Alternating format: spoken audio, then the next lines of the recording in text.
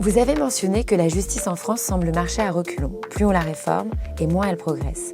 Pourriez-vous approfondir cette idée et nous expliquer les raisons derrière cette observation ?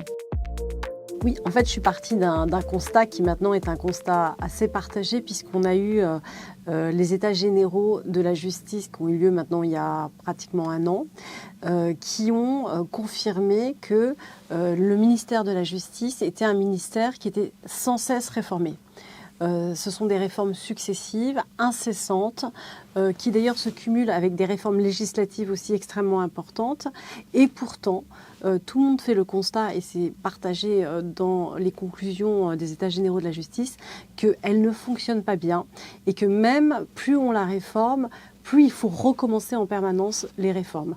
Donc ce qui m'intéressait dans cet essai, c'était de comprendre pourquoi, de manière systémique, un ministère qui était tout le temps réformé n'arrivait pas à progresser, n'arrivait pas à être en phase avec les attentes des citoyens, mais aussi des acteurs de la justice et des partenaires de la justice.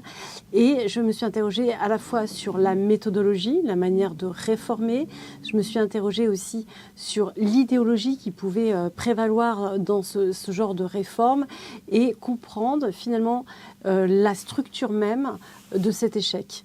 Donc je suis rentrée sur une analyse systémique et j'ai fait le constat qu'en effet, plus la justice se réformait, moins elle avançait. Alors c'est un petit clin d'œil à l'écrevisse. Vous savez, l'écrevisse est le seul crustacé qui avance en reculons. Et j'ai trouvé que la justice ressemblait étonnamment à la marche d'une écrevisse. Évidemment, une fois qu'on a fait ce constat, on ne peut pas en rester là. Et il faut aller beaucoup plus loin parce que la justice est un enjeu capital qui concerne d'abord tous les citoyens, que ce soit la justice pénale, civile, commerciale ou maintenant même dans des contentieux beaucoup plus pointus. Et on ne peut pas simplement être dans une société du commentaire ou de la désolation. Donc l'intérêt en fait de cet essai, c'était de se dire que peut-être que nous ne sommes pas capables de la réformer parce que le système n'est plus réformable, parce que le système est devenu complexe, incohérent et qu'il fallait peut-être le repenser dans ses fondations. Dans votre livre, vous affirmez que la justice ne retrouvera sa vocation profonde qu'à la condition d'une complète refondation et préconisez d'arrêter les simples réformes. Pouvez-vous nous décrire la vision de la justice que vous proposez pour une refonte totale du système judiciaire en France ? Je suis partie de choses assez simples en réalité. J'ai constaté qu'il y avait un décrochage entre ce que l'on produisait et les attentes des citoyens. Et je suis partie d'un autre principe, que la justice ne pouvait pas être simplement quelque chose qui concernait soit les magistrats, soit les professionnels du droit, mais qu'elle était rendue pour les citoyens. À partir de là, c'est un devoir, c'est même une exigence que la justice se remette en phase par rapport aux attentes. Faut-il encore pour ça écouter ces attentes ? Ne pas rester dans quelque chose de muré, de sourd ou d'aveugle.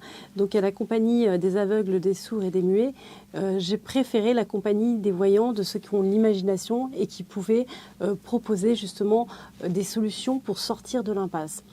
Et ce n'est pas un programme, c'est surtout tout sauf un programme. C'est une réflexion sur les fondements même de ce que doit être la justice dans une société. Et pour moi, la justice, en fait, pendant trop longtemps et très longtemps, est devenue à la fois un objet hyper technique aux mains des professionnels, tellement technique que même les professionnels aujourd'hui s'en plaignent de cette technicité. Il n'y a plus de visibilité. Il y a aussi une insécurité juridique.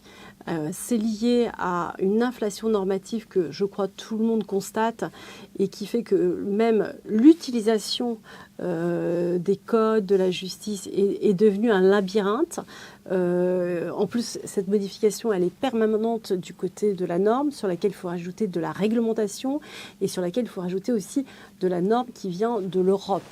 Donc, c'est devenu un bateau ivre, sans cap, sans vision. Donc, l'idée, c'était quand même de reconnecter l'œuvre de justice qui, pour moi, doit être au centre de la réflexion et non pas à la marge ou quelque chose aux mains de certains, pour qu'elle devienne ce qui relie, ce qui répare, ce qui protège.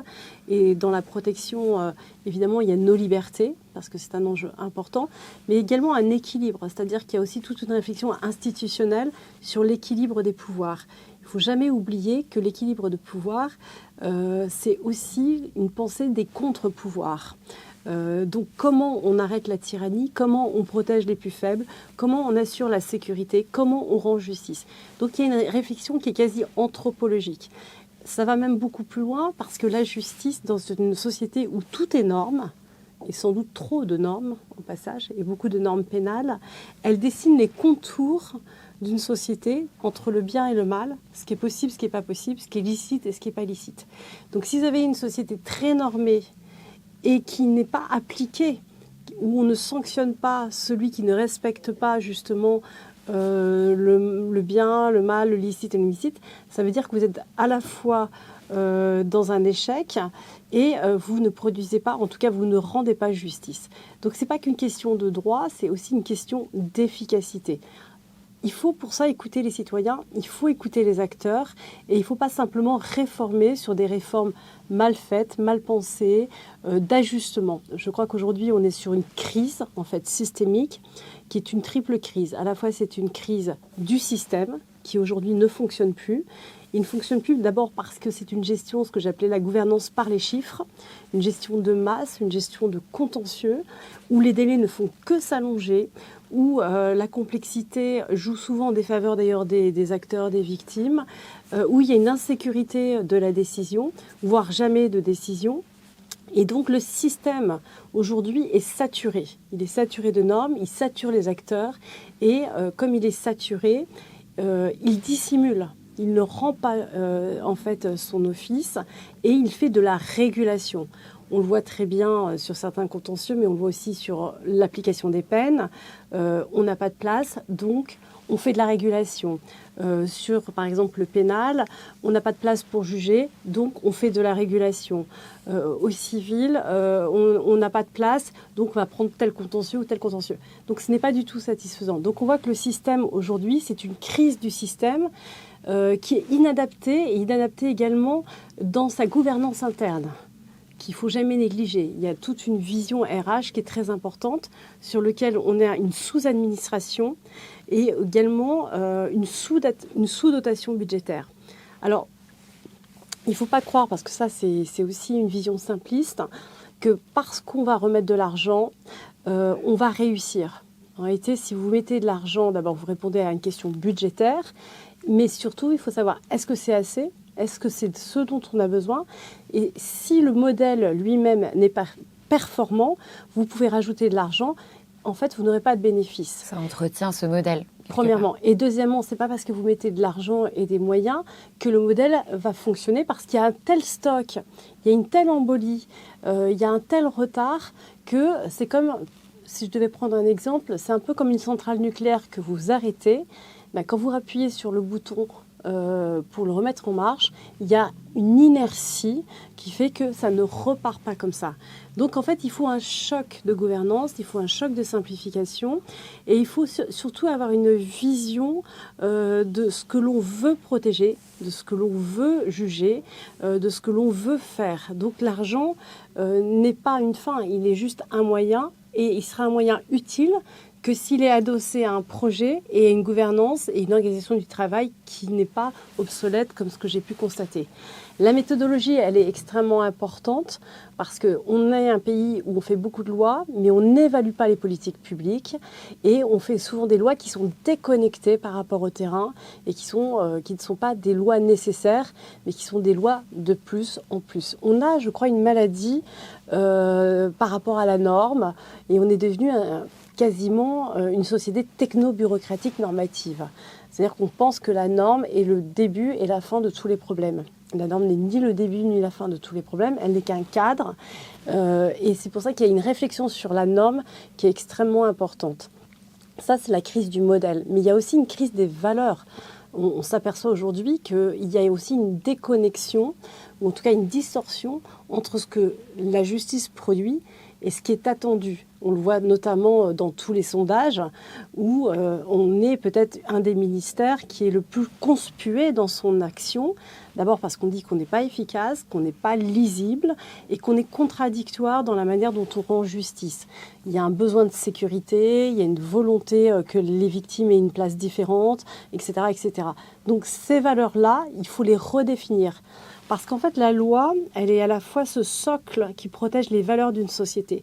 Donc elle a un rôle central, c'est-à-dire elle a un rôle institutionnel, mais elle a un rôle aussi social extrêmement important, d'autant plus qu'elle est censée protéger les plus faibles, elle est censée assurer les libertés individuelles ou publiques, et elle est censée aussi permettre la prospérité. Donc, elle a un rôle central dans l'organisation d'une société, dans la définition de ses valeurs, dans la manière dont on les protège et également dans ce qu'on appelle le vivre ensemble. Moi, j'aime pas trop cette expression, mais la capacité à avoir une société qui ne tombe pas dans le chaos, qui ne tombe pas dans la violence, etc. Sur le plan institutionnel, elle est aussi extrêmement importante parce que la justice, elle est là aussi pour éviter l'abus de pouvoir, normalement. Elle est là pour éviter la tyrannie.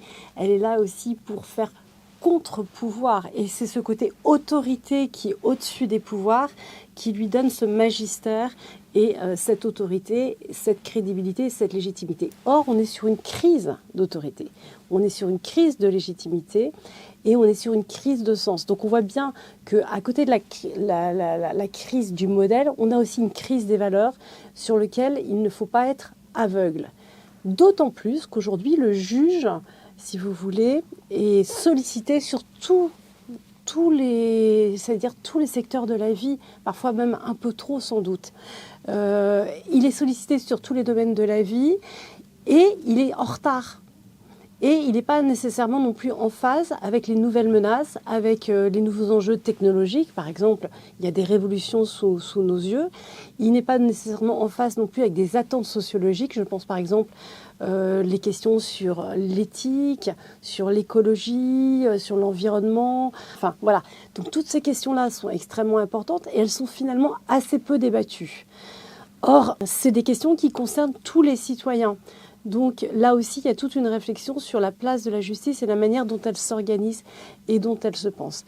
Je crois que la critique la plus importante, c'est aussi le pénal sur l'application des peines. On a une totale rupture par rapport aux attentes. Et c'est là où on s'aperçoit qu'en fait, on est peut-être le plus en décalage parce qu'on a une idéologie quand même très forte sur la manière de punir. Moi, j'interroge même notre capacité à savoir punir et à punir correctement. Donc voilà, toute cette analyse, tout ce diagnostic est important pour pouvoir ensuite comprendre d'abord pourquoi on est toujours en échec. C'est ça qu'il faut comprendre.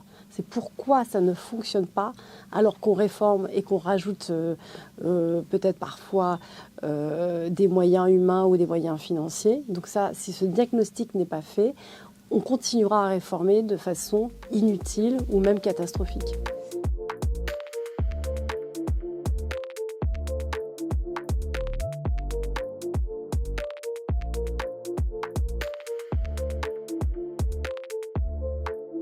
Dans les pistes, par exemple, de réflexion qui peuvent être intéressantes et qui montrent comment on est à contretemps ou à contresens, c'est ça qui est intéressant. Pourquoi la justice est toujours en retard ou n'arrive pas en fait à répondre aux attentes, c'est parce que d'abord il y a, je pense, une crise des élites, une crise de l'intelligence, une crise de l'analyse, une crise du diagnostic et une déconnexion entre des lois qui parfois ne correspondent pas aux attentes et à la réalité. Au pénal, par exemple, on vit encore sur une idéologie très particulière sur la sanction qu'on a héritée de Foucault ou de la défense, aujourd'hui de la défense sociale, qui déconstruit la possibilité même de punir, puisqu'on part du principe que le délinquant est déjà une victime. On a un problème sur la sanction, sur la punition. Et en fait, on s'aperçoit qu'au fil des années, on s'est mis nous-mêmes en situation de déconstruire notre capacité à sanctionner. Donc là, il faut s'interroger. Il faut arrêter de faire de l'idéologie. Il faut être beaucoup plus pragmatique et il faut au contraire réinjecter de la criminologie, du réel et faire des lois qui correspondent aux attentes. Je vous donne un exemple. En France, on a par exemple, on punit en réalité pas mal. On est dans la moyenne européenne des sanctions. Sauf que on n'exécute pas les peines, ou on les exécute trop tard, ou quand on les exécute, on les défait. Donc en fait, c'est pas clair, c'est pas lisible, parce qu'on fait de la régulation, parce qu'en fait, il y a de l'idéologie, etc. Par exemple, moi, je pense qu'il faut s'inspirer de ce qui se fait dans d'autres pays, comme les très très courtes peines, qui seraient très adaptées pour des délinquants qui font des faits très graves. Au lieu d'attendre très tardivement de les sanctionner, etc., et après très lourdement, il vaut mieux peut-être sans doute faire ce que, par exemple, les Pays-Bas font, c'est des courtes peines de 8 à 14 jours pour des faits très graves, immédiatement, qui ne désocialisent pas, mais qui expriment une sanction immédiate. Et pour les mineurs, c'est extrêmement intéressant. Toutes les lois d'exécution des peines nous ont empêchés de prononcer des courtes peines. On estime, on part du principe, voilà, c'est même pas démontré, rien ne l'a démontré, que les courtes peines sont criminogènes. Ça sort de nulle part. Il n'y a pas du tout d'analyse là-dessus. De la même manière qu'on part du principe, et c'est ce qu'on fait, que faire des alternatives, on en fait jusqu'à 75% à l'incarcération, ce qu'on appelle d'autres façons de punir dans le milieu ouvert est beaucoup plus efficace, sauf que dans ce ministère, on n'a jamais fait la preuve que c'était plus efficace. Et par contre, la preuve que ce n'est pas efficace, on l'a, puisqu'on voit que l'insécurité continue à augmenter, que la violence continue à augmenter, que les gens finissent par aller en prison et donc qu'on manque de place. Et pourtant, on ne remet pas en question tous ces logiciels. Donc moi, je pense qu'il faut les analyser, les remettre en question sans idéologie, sans politique, pour pouvoir devenir efficaces. Vous avez aussi au civil d'autres façons de rendre la justice. Le civil souffre de délais incroyables. Les gens ne comprennent pas, ils attendent des années. Nous, on propose par exemple d'aller sur ce qu'on appelle les MARD, c'est-à-dire des modes alternatifs de régulation des conflits, pour faire émerger une nouvelle figure du juge conciliateur. Et c'est-à-dire que là, au lieu d'attendre des années, de faire de la procédure, de la querelle, avec toute la complexité, les nullités que l'on connaît, mettre les parties, quand c'est possible, face à face pour eux-mêmes déjà, sous une forme de médiation, de conciliation, de régler leurs litiges. Et in fine, simplement, si c'est nécessaire, le juge, à ce moment-là, devient la solution parce qu'il y a vraiment une question de droit ou qu'on n'arrive pas à trouver un accord. Les anglo-saxons font ça depuis très longtemps, ce qui fait qu'aujourd'hui, au lieu de saisir le juge pour tout et rien et d'attendre des années, on saisit le juge pour des choses importantes et on a des réponses rapides. Et le reste est réglé selon d'autres modes alternatifs. Donc on voit bien que c'est une autre vision de la justice, c'est une autre façon de rendre justice. Ce que nous, on veut favoriser, c'est pas à la place d'eux, c'est en plus, c'est pour que ça fonctionne.